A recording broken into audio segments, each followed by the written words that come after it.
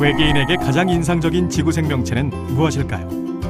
혹시 콜라병 몸매가 섹시한 이유를 알고 계신가요? 침팬지는 동료의 마음을 이해할까요? 인간 본성의 수수께끼를 풀어봅니다. 진화심리학. 안녕하세요. 서울대학교 자해종학부 교수 장대익입니다. 저는 진화와 과학 철학을 공부하고 있는데요. 오늘 이런 상상을 한번 해보시죠. 외계인 과학자가 있습니다. 그래서 타임머신을 타고 한 집단이, 한 그룹이 지구라는 행성에 여행을 왔습니다. 그리고 그냥 놀러 온 건 아니고요. 지구라는 행성을 한번 좀 탐구해보자. 그리고 보고서를 한번 써보자. 라는 미션을 받았다고 한번 해봅시다. 그래서 지구의 역사를 45억 년부터 쭉 한번 볼 수가 있다고 한번 해보세요. 그랬을 때 그 과제의 주제는 이런 겁니다. 지구라는 행성이 있는데 그 지구라는 행성의 지배자는 누구인가? 도대체 지구라는 행성을 차지하고 있는 그 존재는 어떤 존재인가? 이런 충분히 좋은 질문이겠죠? 그 질문에 대해서 한번 답을 해보자. 그게 바로 이 외계 과학자들의 미션이라고 한번 생각해 봅시다. 여러분이 만약에 그런 외계인 과학자라면 어떻게 대답을 하시겠습니까? 아마 쉽게 대답 나오지는 않을 것 같아요. 왜냐하면 우리는 인간이기 때문에 그냥 호모사피엔스 아닐까? 이렇게 대답해버리면 너무 쉽죠. 물론 인간도 굉장히 중요한 존재입니다만 사실은 인간은 지구의 역사에서, 생명의 역사에서 쉽게 말하면 막둥이죠. 호모사피엔스를 생각해보면 한 4만 년 전에 사실은 진화한 거기 때문에 사실은 그 4만 년이라고 하는 거는 지구 생명의 역사에서는 정말 한 점도 아닌 시간인 거죠.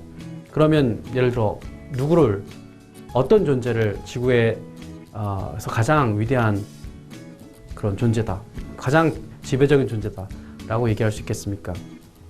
제 생각에는 한 3가지 입장이 가능할 것 같아요. 3가지를 가지고 서로 싸울 것 같습니다. 첫 번째는 박테리아입니다. 그럼 박테리아는 한 37억 년, 8억 년 전에 지구에 처음 진화하게 됐다고 알려져 있습니다. 박테리아는 가장 간단하죠? 가장 간단한 생명체입니다. 그러니까 처음에 시작을 했겠죠? 그 당시에 37억 년 전에 가장 많았습니다. 가장 번성했겠죠? 그렇지만 지금 현재에도 가장 많습니다. 많은 사람들이 이 사실은 잘 모르시는데요. 예를 들어 여러분 얼굴을 한번 생각해 볼까요? 여러분 예쁜 얼굴 다 갖고 계시죠? 예쁜 얼굴에도 박테리아가 살고 있습니다. 근데 박테리아가 얼마나 살고 있냐면 약 한 1000종이 살고 있다고 그러죠. 아무리 미인이라도 박테리아를 어쩔 수는 없습니다. 아무리 화장을 잘하셔도 박테리아 한 1000종이 사는 거죠. 종수도 그렇지만 양도 가장 많습니다. 비만에 대해서 굉장히 걱정하시죠. 저처럼 물만 먹어도 살찌는 사람들은 정말 불공평하다고 생각하는데요. 어떤 사람들은 삼겹살 먹고 주무셔도 말짱하시고요. 처음에는 그래서 사람들이 이거는 유전적인 차이 때문에 그런 건가? 난 비만 유전자를 갖고 있어서 그런 건가? 이런 연구도 했습니다. 어떤 사람들은 그거는 환경적인 차이지. 그러니까 튀김 음식 많이 먹으면 그렇게 되는 거고, 그러니까 낮은 계층에 있는 분들이 비만이 많은 게 바로 그런 거 아니냐? 이런 사회학적인 연구도 있었습니다. 근데 최근의 연구는 이런 연구입니다. 그 장 속에 있는 세균들이 굉장히 중요한 역할을 한다. 여러분 유산균, 장 속에 있는 세균 중에 좋은 유산균 그 균들 많이 있지 않습니까? 박테리아는 우리한테 도움을 주는 것들도 있습니다. 바이러스는 그렇지 않지만요. 그래서 그 장내 세균이 어떠한 분포를 이루냐에 따라서 어떤 사람은 먹는 족족 살려고 하고 어떤 사람은 그렇지 않다는 거죠. 그래서 요즘 그런 연구들이 많이 있습니다. 이 말씀을 왜 드리냐면 세균은 어디에다 있다는 거죠. 여러분 가장 추운 곳에 살고 있는 생명체는 거의 유일하게 박테리아입니다. 가장 더운 곳도 마찬가지 박테리아입니다. 박테리아는 다시 말하면 아마 지구에 온 외계인 과학자가 38학년 전을 갔을 때도 박테리아가 우글우글거렸고 지금도 박테리아가 우글거리는 그런 행성인 거죠. 그러니까 다른 걸 다 제외해 보면 지구는 박테리아가 접수했구나. 예전에도 접수했고 예전에 시작했고 지금도 접수하고 있구나. 그렇게 얘기할 겁니다.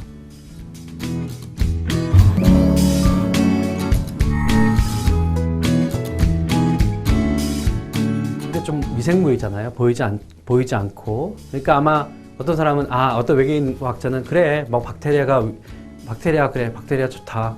뭐 지금도 가장 많고 예전에도 많았으니까 쳐줄게. 하지만 그래도 가장 종수로 많은 걸 보면은 곤충이지 않는가? 이렇게 대답하는 사람도 있을 겁니다.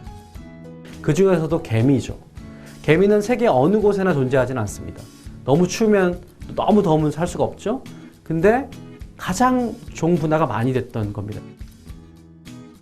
여러분 아마존에 가시면 수많은 희한한 개미들이 많죠.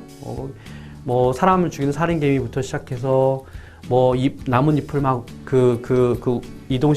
움직여서 아주 화려한 집을 짓는 그러한 개미도 있고요. 굉장히 많은 개미들이 있습니다. 아마 곤충에 매료된 외계인 과학자들이 있을 겁니다.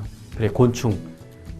뭐 곤충이 세균보다는 박테리아보다는 좀 늦게 나오긴 했지만 그래도 종수는 굉장히 다양해졌다. 뭐 이 두 가지를 갖고 싸우는 그런 외계인들이 있을 거예요.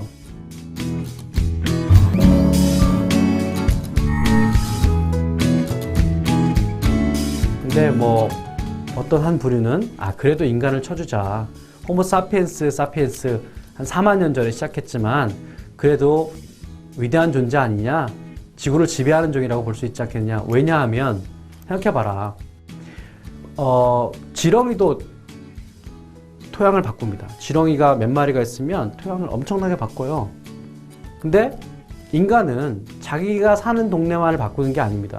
여러분 핵폭탄 하나 떨어뜨리면 엄청난 일이 벌어지는 거 아시죠? 그래서 그것만이 아니죠. 우리가 어떤 공장을 져서 지금 굉장히 매연이 많이 나오면 그 생태계를 바꿀 뿐만 아니라 그 황사 뭔지 생각해 보세요. 그 황사가 중국에서 벌어진 일인데 그것이 우리나라로 날라와서 결국 국경을 넘어서 우리에게 피해까지 줍니다. 이게 바로 인간만이 그런 일을 할 수 있는 거죠. 인간은 바로 쉽게 말하면 지구 생태계를 한꺼번에 대규모로 엄청나게 큰 영향을 줄 수 있는 그런 존재인 것이죠. 바로 그것이 그런 존재가 인간입니다. 어떻게 그러면 인간이 그런 걸 할 수 있을까요? 뭐 과학과 기술이겠죠. 과학기술을 진화시킨 유일한 종이 인간이기 때문에 또 그것이 우리에게 엄청난 혜택을 주기도 하지만 또 엄청난 부작용을 주기도 합니다.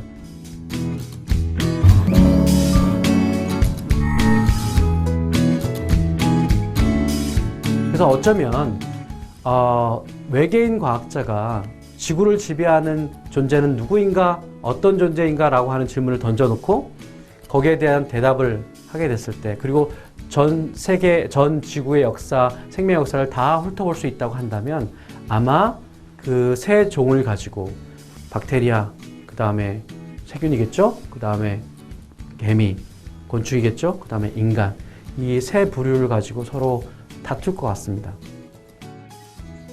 제가 왜 이런 상상을 해보라고 말씀드리냐면 우리는 인간이기 때문에 너무 인간 중심적이에요. 그건 우리가 노력하지 않아도 너무너무 인간 중심적일 수밖에 없습니다. 그래서 우리가 사실은 지구상에 존재하는 생명체들에 대해서 객관적인 시각을 가질 수가 없는 거예요. 객관적인 시각을 왜 그럼 가져야 되느냐?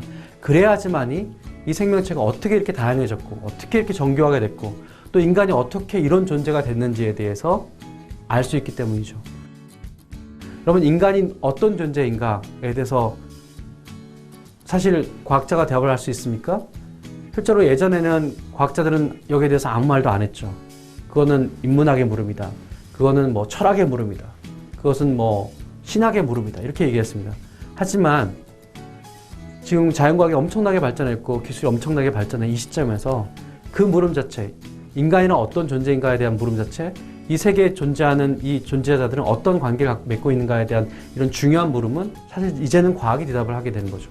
이 세계는 누가 지배하는가에 대한 가장 그 위대한 물음에 대한 대답을 하는 가장 중요한 과학 중에 하나는 바로 진화학입니다.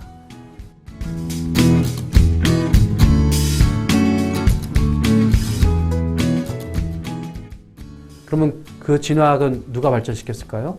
200년 전에 영국 사회에서 태어난 찰스 다윈입니다. 찰스 다윈이 종의기원이라는 책을 통해서 바로 비로소 인류 최초로 이러한 생명체의 객관적인 모습, 어떻게 이렇게 다양해졌고 어떻게 이렇게 서로 연결되어 있고 어떻게 인간이 이런 존재가 되어 있는지에 대한 가장 객관적인 모습을 우리에게 제시해 주게 됐습니다. 바로 그 다윈을 탐구하는 것이, 그리고 그 진화론이 어떤 것인가, 그리고 결국 그래서 그런 관점에서 본 인간이란 어떤 존재인가를 보는 것이 바로 우리의 주제이기도 하죠. 예, 감사합니다.